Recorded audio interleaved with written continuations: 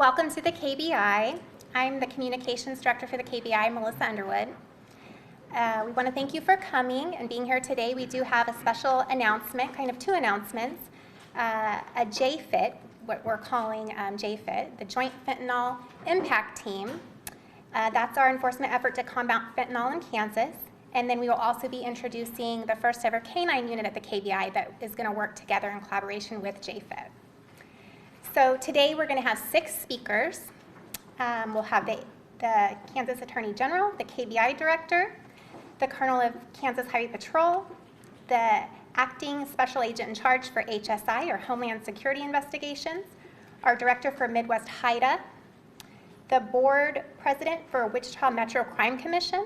Then we'll have a short demo of one of the canine dogs. We'll have that over here. And then we'll have an opportunity for questions and answers. So please hold your questions until all of the speakers and all of the presentations take place, and then you'll have plenty of time to ask your questions. So I have the honor of introducing our first speaker, who is the Kansas Attorney General. Chris Kobach, the 45th Attorney General of Kansas, was raised in Topeka, where he graduated from Washburn Rural High School. He completed his undergraduate studies in government at Harvard University, graduating first in his department and summa cum laude. A Marshall Scholarship recipient, he received his PhD in politics from the University of Oxford. Kobach received his JD from Yale Law School, serving as notes development editor of the Yale Law Journal. Kobach clerked from the 10th Circuit Court of Appeals and shortly thereafter became a professor of constitutional law at the University of Missouri Kansas City School of Law.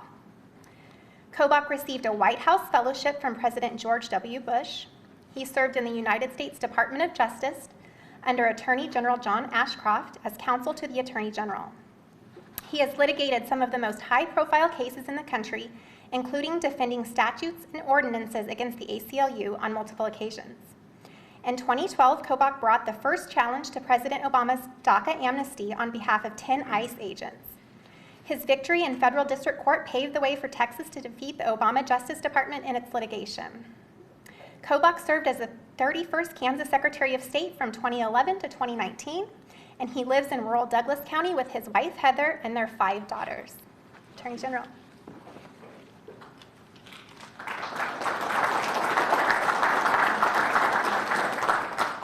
Well, thank you. This may be one of those rare occasions where the introduction is longer than the speech. I'm not going to belabor my points because you have far more interesting speakers that you're going to hear in a moment. But I will say this, that many of you who followed the campaign for Attorney General last year know that I talked about the fentanyl issue a great deal, as anyone seeking the highest law enforcement office in Kansas should do, because over 1,200 Kansans now have lost their lives due to fentanyl. And promised that if elected, I would do everything possible and enlist every possible agent and pursue every possible avenue in the fight against fentanyl. And the first thing that I did, actually started doing it before I officially was sworn in, was designating our director of the KBI. And one of the primary reasons that I thought Director Mativi would be so good in this role is because he too shares a commitment to being resourceful and innovative in the fight against fentanyl, and he shares my commitment to doing everything we can on this topic.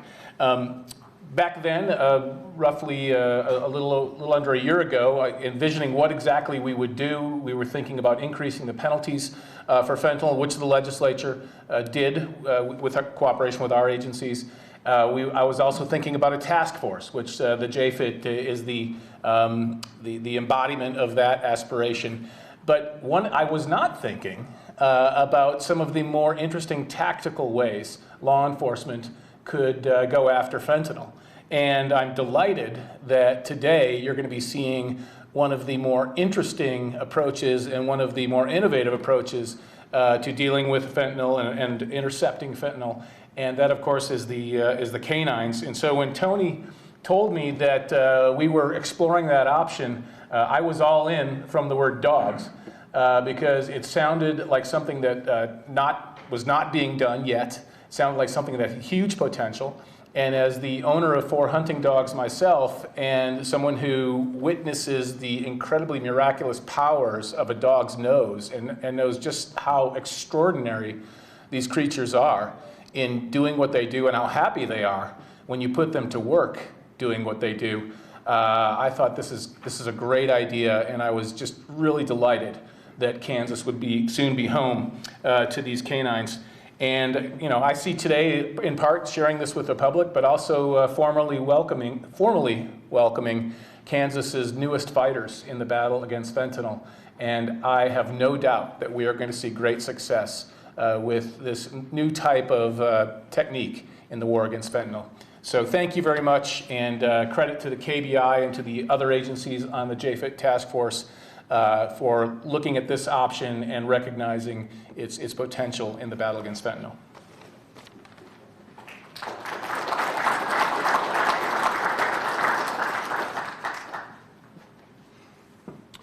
Thank you, Chris. Good afternoon, everyone. I'm KBI Director Tony Mativi, and on behalf of everyone at the KBI and our federal and state law enforcement partners who've gathered here today, I want to thank you for being here to help us announce and share more information about our newly created Joint Fentanyl Impact Team, or what we call JFIT. First, let me tell you what JFIT is. JFIT is a statewide effort to disrupt every modality by which fentanyl can be trafficked into or through our state, whether by road or rail, aircraft or mail. We are taking this fight to the dealers and the dope mules who are bringing this poison into our communities. One of the things that makes JFIT different from your classic task force is this is a true collaboration between the Highway Patrol and the KBI, with tremendous assistance from Homeland Security Investigations, HSI. We're extremely excited about the great cooperation that will strengthen our ability to hold accountable those who bring narcotics, and particularly fentanyl, into our state. Those offenders who manufacture and distribute drugs and pills containing fentanyl are responsible for killing far too many Kansans. JFIT will help us put a stop to that. This team brings together knowledgeable, experienced agents and investigators from HSI, KHP, and KBI. Each of these agencies brings different strengths to this fight. These investigators can share information, resources, ideas, training opportunities, and most importantly, they can learn from one another as they work to remove fentanyl from our streets and to bring justice to the families who have lost loved ones to fentanyl poisonings. In our state, too many cases involving fentanyl trafficking go unsolved or unproven. Even when convicted, oftentimes drug dealers get out of prison too soon and they return to the streets to continue harming our citizens, especially Kansas's kids. When the Attorney General nominated me to be KBI director, he and I had several conversations about the growing fentanyl problem in Kansas. We talked about two things. First, increasing the penalties for fentanyl trafficking, and second, enhancing the statewide enforcement efforts in response. As to the first issue, as he's mentioned, the Attorney General has already been instrumental in working with the legislature to increase the penalties for trafficking fentanyl. That measure gave law enforcement and prosecutors a badly needed tool. But today we're here to talk about the second issue. We are committed to reducing the amount of fentanyl that is in Kansas by targeting those who bring it here. Every time I spoke to HSI, to KHP, or to the Midwest HIDTA, they were on board and willing to do absolutely everything that they could to coordinate and assist. And that's why we're here together today, because of these great partnerships and the critical and critically important mission that we share.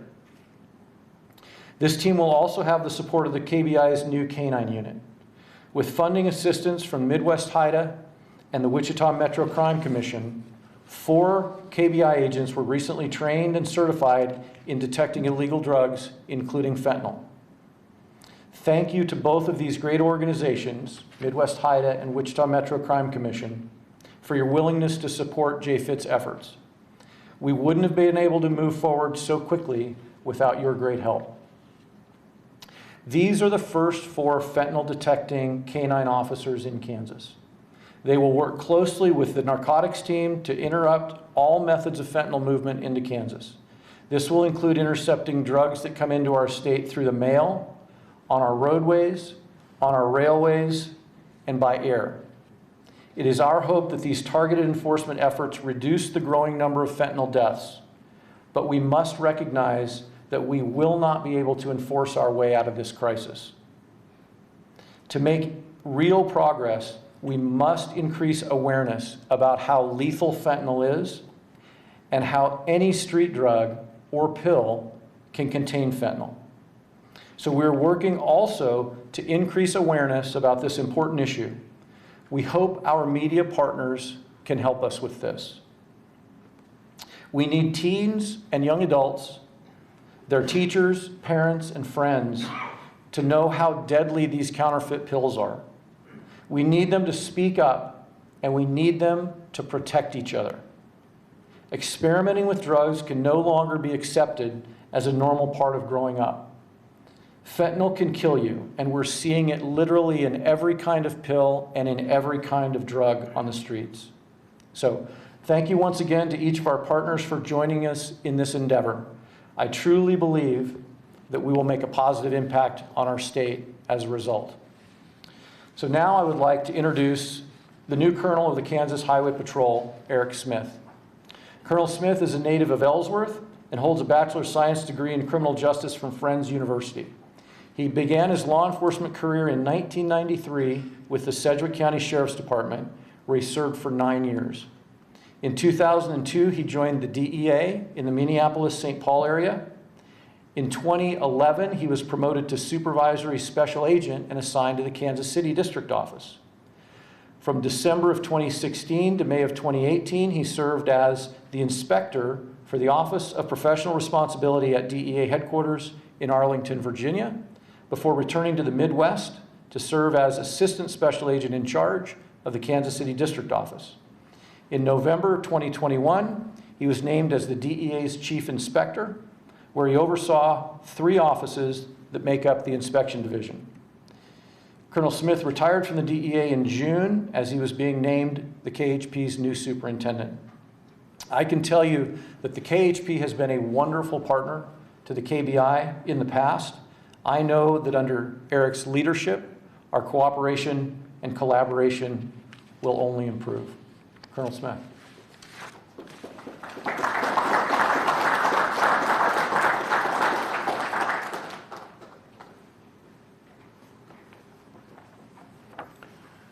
Thank you, Director, and good afternoon, and thank you for the opportunity to bring awareness to this important issue. As the Director mentioned, this is not just about enforcement, but it's also about education and awareness. As he said, my name is Eric Smith, and I'm the Superintendent of the Kansas Highway Patrol. I want to talk for a few minutes about the ongoing fentanyl poisoning crisis, one of the greatest threats to safety, to health, and to the well-being of every community in Kansas. Law enforcement agencies across this state are doing everything they can to keep dangerous and deadly drugs out of your community. Just as a frame of reference, I want you to consider these sobering statistics from the CDC in 2022. Fatal car crashes. At the Highway Patrol, fatal car crashes are a huge priority for us. 42,000 during that time frame across the United States. Similarly, deaths by suicide in that time frame, 46,000. Deaths from gun violence in that time frame, 41,000. Drug poisoning deaths in the United States, 107,622. 2/3 of those are from synthetic opioids, the majority being fentanyl. Now, as a frame of reference, this compares to about 700 Boeing 737 airlines carrying about 148 passengers each. 700 going down every year. Imagine the public outcry if flying on a 737 was that risky. Every day we hear stories from communities across this country of those lost to drug poisoning, and each of these headlines represents a human life lost. A mother, a father, a sister, a brother, an aunt, or an uncle. What else are we saying about this? In fact, what else are we doing about this? In the law enforcement community, the Kansas Highway Patrol recently joined this collaborative initiative with the Kansas Bureau of Investigation and other stakeholders to combine resources and our own unique skill sets to attack the flow of fentanyl across this state. Fentanyl is not produced here in Kansas. Neither are the precursor chemicals and the binding agents required to manufacture these deadly counterfeit pills, but instead, it's smuggled into and across Kansas in a variety of transportation modalities: air, rail, parcel, automobile. The Kansas Highway Patrol is committed to doing everything in our power to interdict this deadly poison before it hits your household and kills your loved ones. But we need help to spread the message, a conversation that is vital for all age groups and all social demographics. If you did not get a pill from a licensed physician or a registered pharmacist, there's no way to tell whether that pill is legitimate or counterfeit. You have to expect that it's counterfeit. In fact, recent DEA laboratory testing indicates that about 61%, or 6 out of every 10 pills that we seize and are tested at the lab, contain a potentially lethal dose of fentanyl. The odds are dangerously high that if you ingest a pill that originated from somewhere else other than your doctor, other than your pharmacist, that it is counterfeit and that it contains enough fentanyl to kill you. Please do your part to help curb this trend, and we appreciate your support of this initiative. Thank you.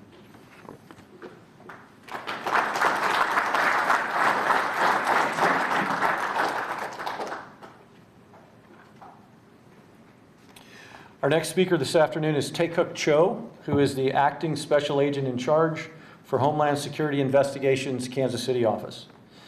He oversees 10 offices located in Kansas, Missouri, Iowa, and Nebraska. He was previously the Deputy Special Agent in Charge for West Texas, the Division Chief for HSI Domestic Law Enforcement Operations in Washington, D.C., and the Senior National Security Liaison to Congress. Tae-Kuk also served as an Assistant Special Agent in charge of the HSI New York Field Office, where he supervised the National Security Division, the Joint Terrorism Task Force, the Public Safety Division, and he coordinated dignitary protection at the United Nations General Assembly. A native of Houston, Mr. Cho is a proud alumnus of Baylor University, where he earned his bachelor's degree in international relations. He's the recipient of the Korean President's Award, the U.S. State Department Meritorious Honor Award, the National Center for Missing and Exploited Children Law Enforcement Heroes Award, and the HSI Director's Award. In the short time that I've been at the KBI, I've seen what a valuable and important partner HSI has been in the fight against fentanyl, and that's due in no small part to Tae-Kuk's leadership. So, Acting SAC Tae-Kuk Cho.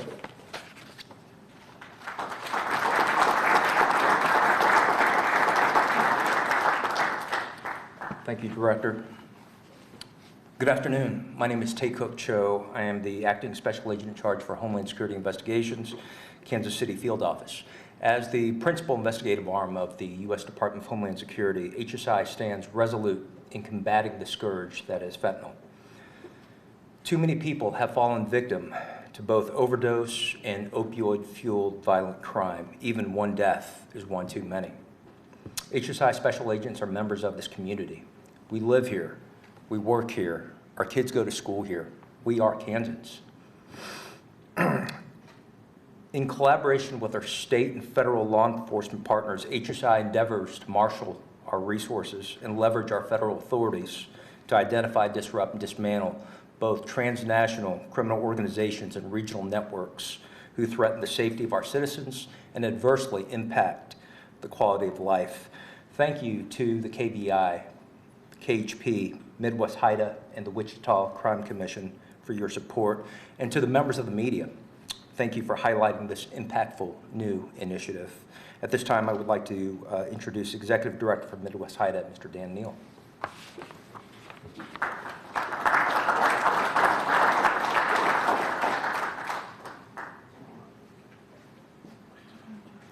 I'm going to tell you a little bit about Dan before he gets started. Come on up. Yeah, you bet. Dan served 27 years with the DEA. He currently serves as the HIDA Director for the Midwest, which encompasses Missouri, Kansas, Iowa, Nebraska, South Dakota, North Dakota, and parts of Illinois. So I'm going to throw some facts at you here. Midwest HIDA currently supports 60 initiatives, including 40 drug task force initiatives, 6 domestic highway interdiction programs, 5 intelligence initiatives, 1 prevention initiative, 3 support initiatives, 1 prosecution initiative, and 1 overdose response strategy across 6 states. The annual budget for the Midwest HIDA is over $16 million. Director Neal retired as the special agent in charge of the Las Vegas District Office for DEA, where he developed counter-narcotics strategy and partnered with DEA's law enforcement counterparts in Nevada. Director Neal earned a Bachelor of Science degree in criminal justice from Indiana University and is also a fluent Spanish speaker. KBI works and has worked for many years very closely with the Midwest HIDA, and we value Dan's leadership, his vision, and his constant willingness to join us in this fight against fentanyl. Director Dan Neal. Thank you, sir. Thank you, Director. Good afternoon. Stole some of my thunder about what HIDA actually is, but I'll repeat some of it and kind of explain it in great detail too. My name is Dan Neal. I'm the Midwest HIDA Director, which stands for High Intensity Drug Trafficking, right? Some of you may be saying, okay, what is it? What do you mean by that, right? Well, it's a program under the Office of National Drug Control Policy, or ONDCP, which falls under the President, right? And we have the drug czar, Dr. Gupta, who is the director of the Office of National Drug Control Policy. And like you said, I have there's over 33 regional HIDA programs throughout the United States. I'm the largest, geographically, I'm the largest program in the United States with all those 7 states that the director mentioned. And like you said, I have over $16 million of a budget that we have with the different programs. There's over 60 initiatives and 183 participating agencies throughout the Midwest combating this. HIDA is a nationwide program aimed at bringing together federal, state, and local agencies. And what's interesting about this, look, I've been in this position for about 1.5 years now. And my very first year, what do you all think the #1 drug threat was in the Midwest? It was methamphetamine, right? And so I came from Las Vegas. The #1 drug threat 2 years ago in Las Vegas was fentanyl. And so you kind of see this trend of everything going from the West Coast to the East Coast, and sometimes the East Coast into the Midwest. Everything that goes from the West Coast eventually makes it to the East Coast, or to our communities, more importantly, right? So now I challenge you, do you know what the #1 drug threat in Kansas and the Midwest is now? It's fentanyl. It's fentanyl, folks. We just published, and it's on the Midwest HIDA website. You can look at that on midwesthida.gov. We just published a report for Kansas and talking about the overdose problem for the state of Kansas. And I'm just going to give you one statistic, and it's really one statistic that just needs to be repeated over and over and over again, and it'll astonish you. In 2017, it is estimated that there were 32 deaths in Kansas from synthetic opioids, or i.e. fentanyl poisonings. 32 in 2017. In 2021, it's estimated that there were 347 deaths from opioids. That's an increase of over 984%. Let me repeat that again. That's an increase in over 984%. Does that number get you? That's way too many. That's someone's mother. That's someone's father. That's someone's cousin. That's a friend. That's a soccer teammate. That's a basketball teammate. And if it seems like I'm angry about it, I am. I'm angry about it because it's way too many people are dying of drug poisoning. You know, about 10 years ago, you asked me, hey, do you know anybody has it impacted your life or anything like that, the drug poisonings? Probably half this room wouldn't have raised their hands. Now I challenge you all, probably everyone in here will raise their hands. So that's why HIDA is a proud partner in this joint fentanyl impact team with JFET and the new KBI K9 unit. I'd like to thank the Kansas Attorney General, the KBI Director, KHP, HSI, and the Metro Crime Commission President for their leadership and partnership in this great endeavor. Thank you.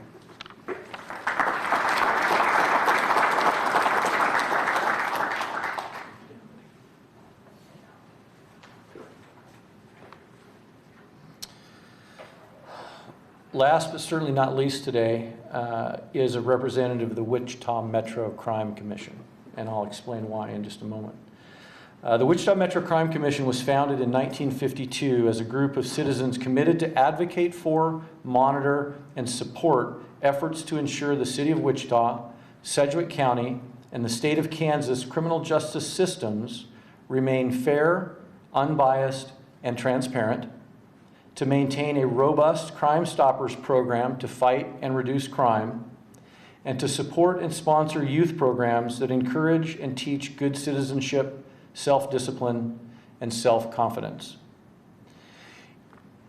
With regard to the canine program, we sought funding assistance to establish this program because we didn't have dedicated funds in the KBI budget. Our first conversation was with Midwest HIDA, and Midwest HIDA stepped up and provided almost all of the funding needed to acquire and train and equip these 4 canines.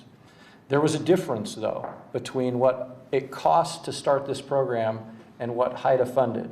And it was the Wichita Metro Crime Commission that stepped up and met that difference for us so that we didn't have to take funds out of the KBI budget to do it. So this program was established and implemented entirely outside of the KBI budget using funding provided by Midwest HIDA and the Wichita Metro Crime Commission. And that's why we're so grateful to both of those organizations. Let me tell you a little bit about their president now. Norris Slupianic is the current president of the Wichita Metro Crime Commission. He joined the commission in 2013 and its board of directors in 2017. After graduating from Kansas State University with a degree in construction science, Mr. Slupianic spent his career in the Wichita area with Conco Incorporated. He supervised commercial construction projects until retiring as their vice president of field operations in November of 2019. Sloop has been married to Midge for 33 years, has 1 stepdaughter and 2 adult grandchildren. Over the course of the last year, I've gotten to know Sloop well, and I consider him a friend. Here, in this case, the Wichita Metro Crime Commission was enthusiastic about doing something to help our state in the fight against fentanyl, and we are very grateful for their assistance. Sloop.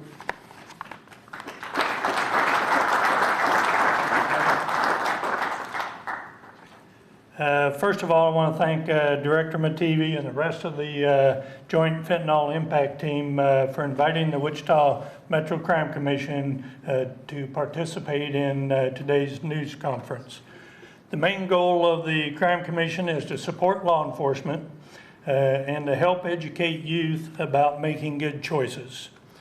The Crime Commission started a more intensified effort pertaining to fentanyl awareness in September of last year by working with local authorities on the One Pill Can Kill fentanyl awareness campaign.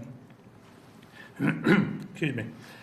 Since then, we have continued to help sponsor Red Ribbon Week in conjunction with the DEA, Teen Drug Summit, working with USD 259, our local school district, National Fentanyl Awareness Day on May 9th.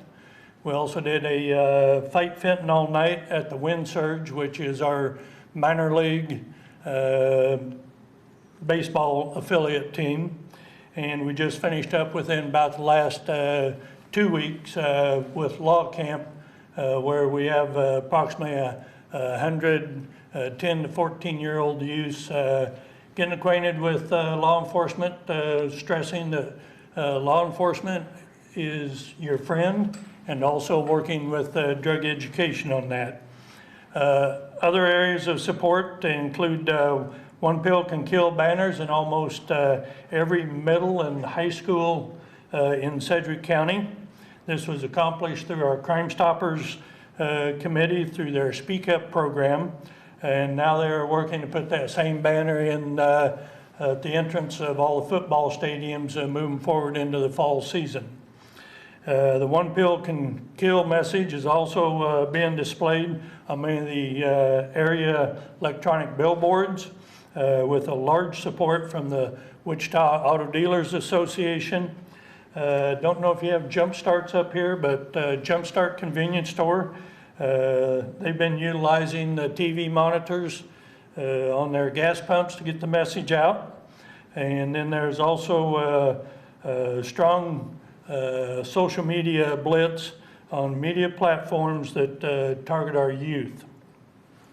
Wichita Metro Crime Commission is glad to be able to support the funding of safety equipment and supplies for the Joint Fentanyl Impact Team's new canines. And one statistic that, we've been throwing out several statistics, and they are scary numbers. But local authorities have told me that in Sedgwick County, they've confiscated 1.8 million pills just in our county. Assuming they got 10%, that's 18 million pills that are in Sedgwick County. And again, that's a scary number. So once again, Crime Commission thanks you for allowing us to be part of today's very important message, and we look forward to the next opportunity as we move forward. Thank you.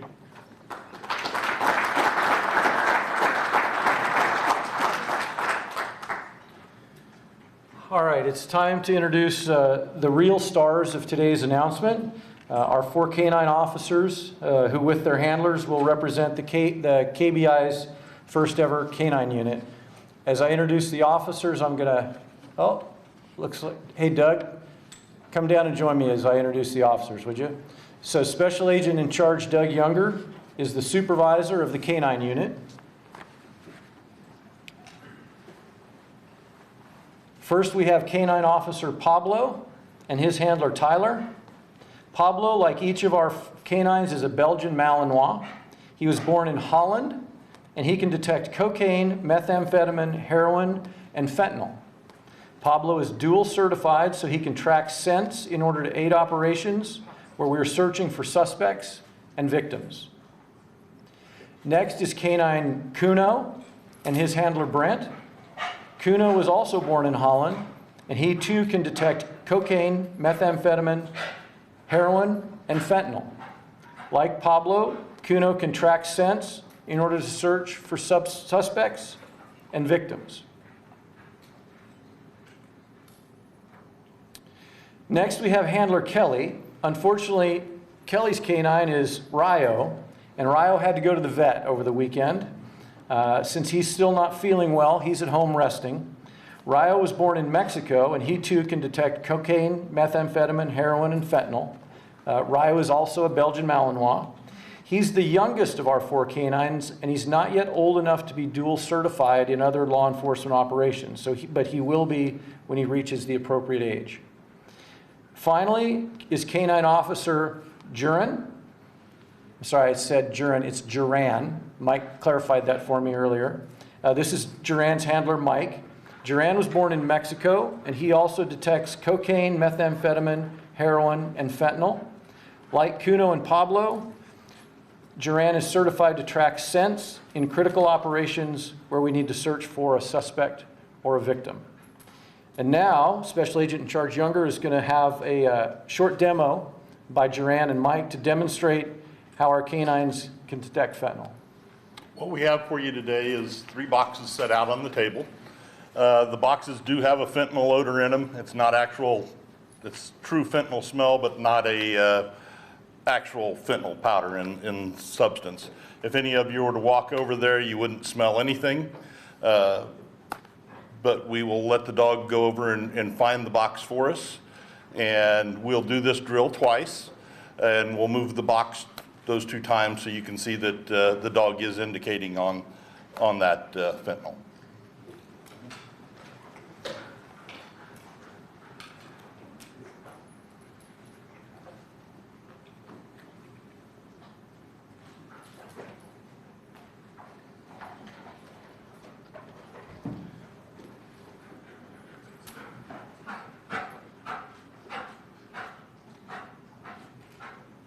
The dogs are certified in finding those drugs, but what you just saw is that's his reward, and that's really what he's looking for and what he's after.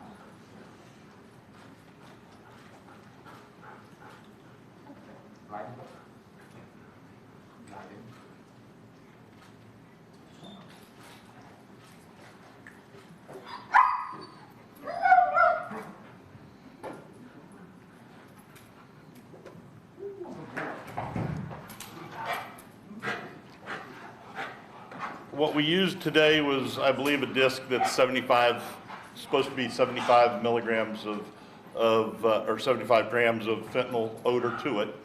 And this would be similar to what we have to do if we do a parcel interdiction. The dogs are going to have to smell that through the boxes themselves. All right. Thank you, Mike. Thank you, Jern. Thank you, everybody. Appreciate you guys coming out.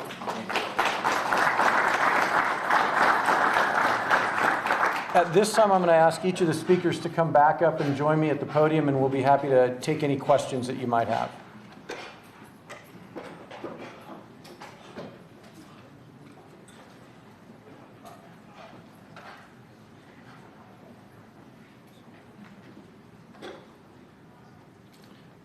Tim, I gave you a heads up, so you have to have a question, right? 6 questions, I'm ready. Okay. Studies from the National Library of Medicine found drug sniffing dogs can be 85% inaccurate or give false positives 85% of the searches. So why go with dogs? Do you feel confident they'll be accurate in Kansas? Doug, I'm going to let you answer the accuracy question if you want to take a swing at that first, and then I can talk about why the dogs.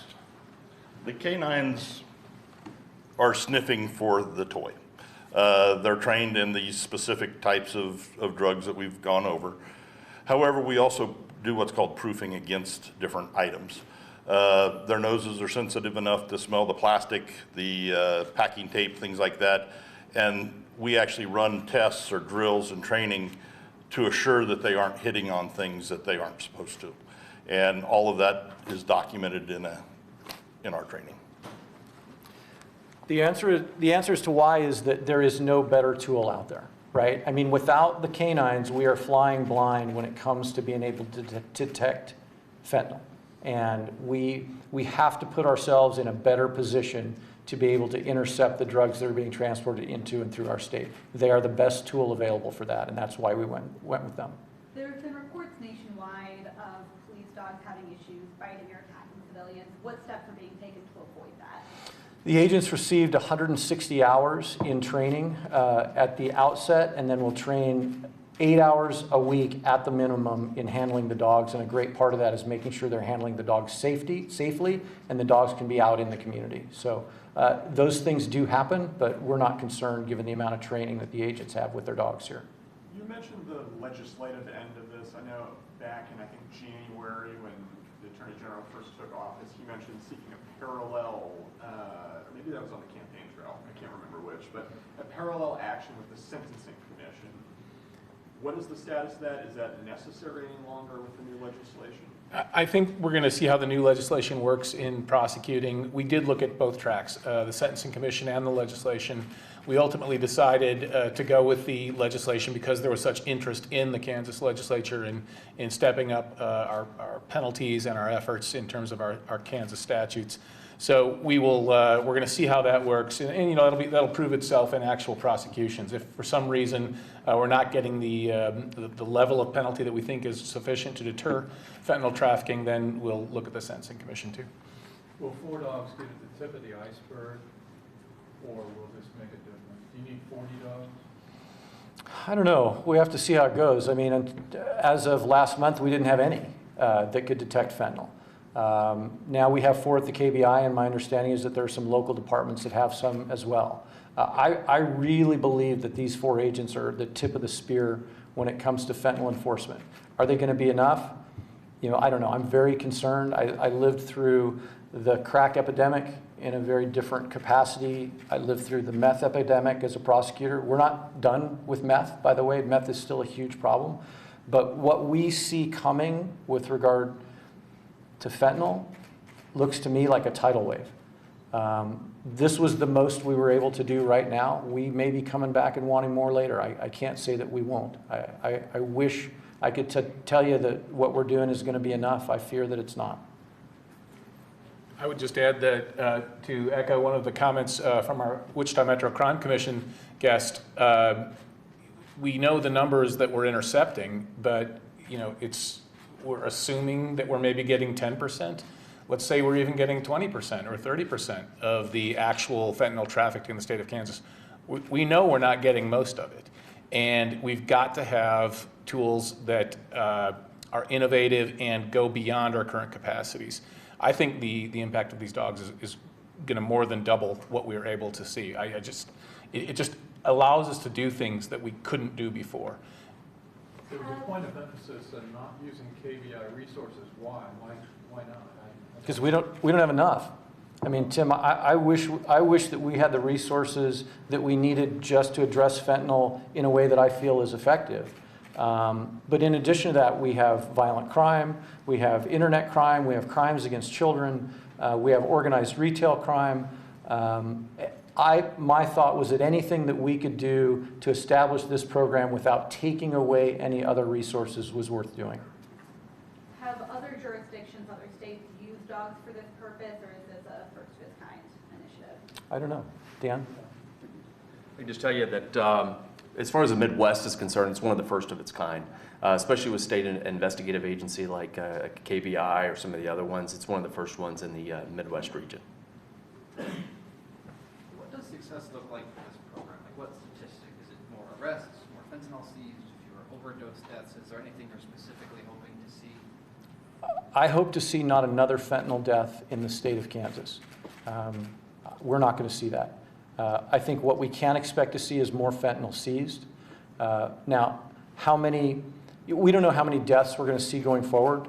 The really concerning thing about fentanyl right now is the trajectory, right? The number of fentanyl submissions to the KBI lab was up 900% between 2020 and 2022, right? And you heard the statistic about deaths, right? That's what's really terrifying about this drug is the trajectory that we're seeing, and we're not seeing it plateau or even start to decline yet. So I think we're going to see much more fentanyl seized. We're going to see a lot more of it taken off the streets and out of our communities. You know, I don't know what we're going to see with regard to deaths because the trajectory is just so staggering right now. I'm curious, two questions about the dogs. The first one is why this breed is opposed to German Shepherds, for example. And then I'm curious, if they do sniff out the fentanyl, is there any danger to the dogs themselves of coming into contact with that? To answer the first question, really any breed of dog could be used. We chose the Malinois. They do have a longer lifespan and working ability than the Shepherds typically do. As far as worrying about them being exposed to fentanyl, yes, we do have that concern. All of the handlers are carrying multiple doses of Narcan because if we get a dog that is exposed to fentanyl, we'll have to use the Narcan on the dog just like we do a human. Is it, I mean, I'm assuming it's a smaller dose? No, sir, it's the same dose. Same dose? Okay. The same dose. Mr. Smith, you had some stats from the CDC. Were they from fiscal year 2020, federal fiscal year, just kind of the time frame of that? I believe that those were fiscal 2021 statistics. I can get back with you and confirm that, And but then 6 of 10 pills seized had a lethal dose of fentanyl. I just missed it. Was it KBI or was that FBI? that's DEA.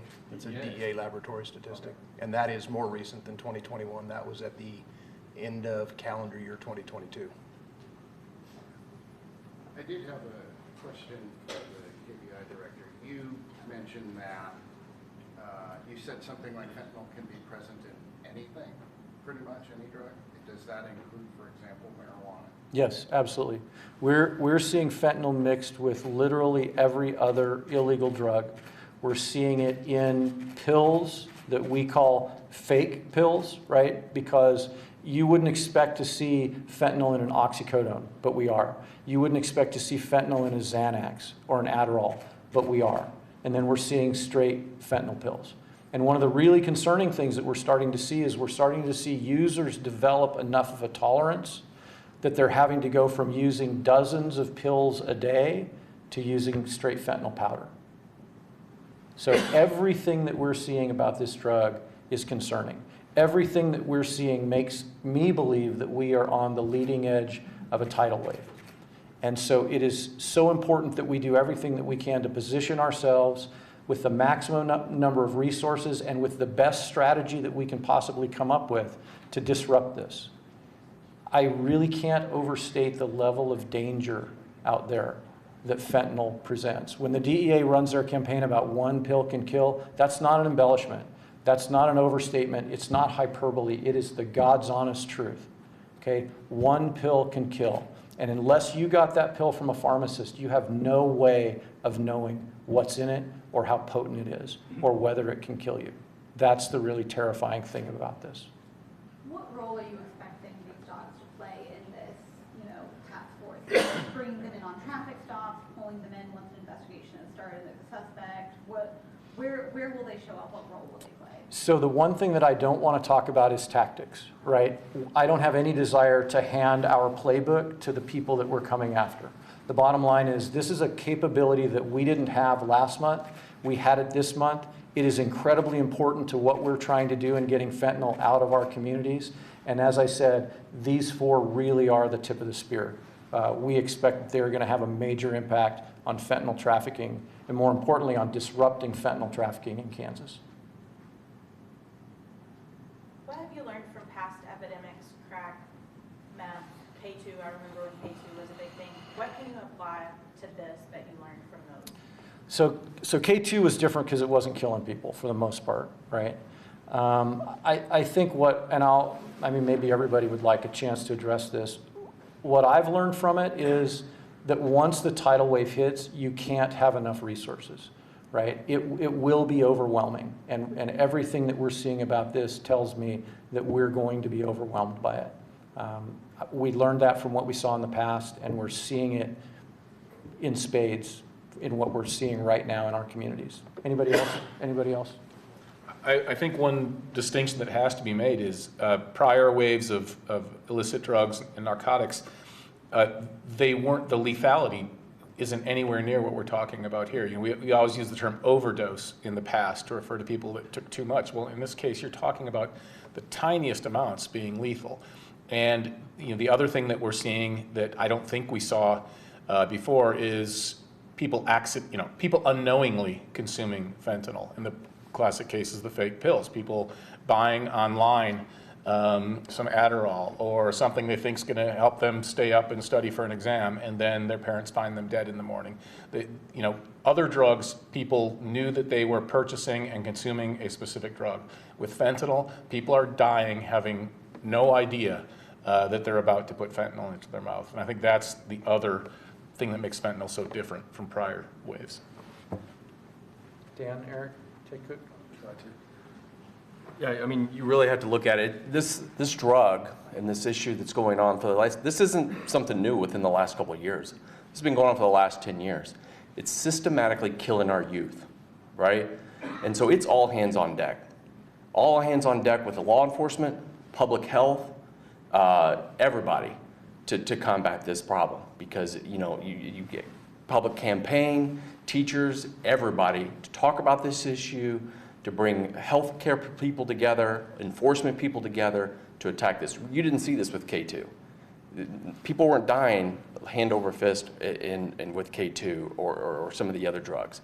This is, all hands on deck is the best way I can explain it to you, and that's the difference. It's very serious, and it's reaching into every part of the community. It doesn't discriminate, and that's what makes this so serious. I'm kind of What's curious. the thing that you've learned, though? I know it's different Right. from K2, but what have you learned from those things that you can apply to this? Just working with the public health. I tell you what, I've worked with more public health folks on this issue than I have in the last 5 years than I ever did with some of the other problems that we had with drug trafficking. Working with public health, working out in the community, getting the word out. Historically, when I was a DEA agent before, we didn't get out in front of a camera and talk about this issue and talk about the dangers and talk about one pill can kill. Never did that. We do now. We talk about it every chance I get. Anytime I talk to my neighbors or anybody, it's always this topic. Public health is the same thing. If I can get out in front and talk about, hey, how can we work together? How can we collaborate? It definitely didn't do that 5-10 years ago. I'm going to ask a dumb question here, but if I'm trafficking in this stuff, if I'm cutting it in, putting it in marijuana or making fake pills, what's the advantage of that to me as the dealer? Is it cheaper and I get a higher profit margin? Is the other stuff just harder to come by and this stuff is not? What's the incentive for the dealer here that makes them want to put this in everything? Greed. The incentive is greed. Fentanyl is by far the most lucrative drug that society has ever seen. You can take a few dollars or a few $100s worth of precursor and turn it into tens of thousands of dollars in profit. So that's the motive. People ask me, well, you know, look, this business model doesn't make sense. Why would the cartels introduce into another drug a substance that's going to kill their customer? Killing your customer is not a good business model, right? That's not the business model. The business model is addict as many people as you can to this substance so that they will come back and buy more, right? When I started this job, we would see people at most use a few pills at a time. We're now seeing addicts who are using tens of pills at a time and still not getting the high that they want. So even though the price of pills is dropping, if the dealer can force the customer to buy more, they're making more, right? The other thing about people dying from this that is a takeaway, it's an illustration of how poorly manufactured this stuff is. And I guess a better word would be how irregularly or unreliably manufactured it is, right? This stuff isn't being mixed in an FDA-regulated laboratory with huge vats and complex mechanical stirrers to make sure that you get a uniform distribution of fentanyl with the binding agent, right? It's being mixed in 5-gallon buckets in a warehouse or a garage using a canoe paddle. And as a result of that, one pill that's manufactured from that batch might have no fentanyl, another pill might have just a little bit of fentanyl, and another one might have enough to kill you, right? That's what's terrifying about this. One of the many things that's terrifying about it. Not a stupid question, John. It was a good question.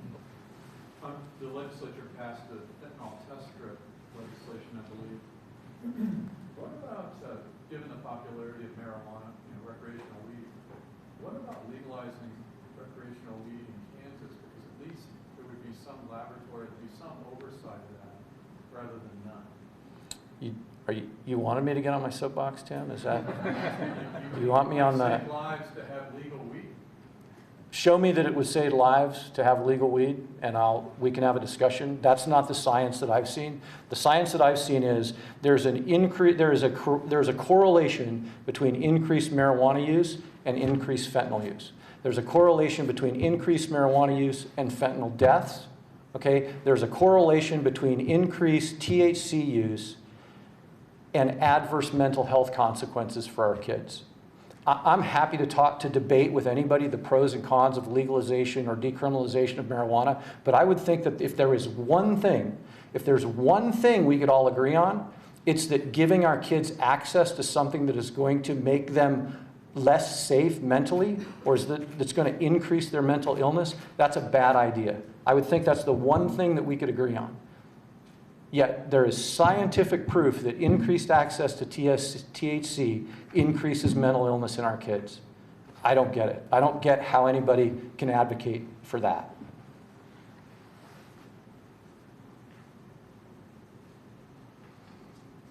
All right, on that happy note.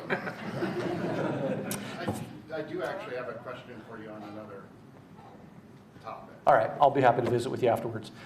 Thank you, everybody, for coming. I've said it before, I'll say it again, that we're not going to enforce our way out of this, okay? I want the public to see what our targeted enforcement efforts are. I want them to appreciate the heroes that are doing this because they really are at the tip of the spear. They're going to make an impact in our communities, but what we need is education and awareness, and you're helping us with that by your presence here today. So thank you all very much for coming.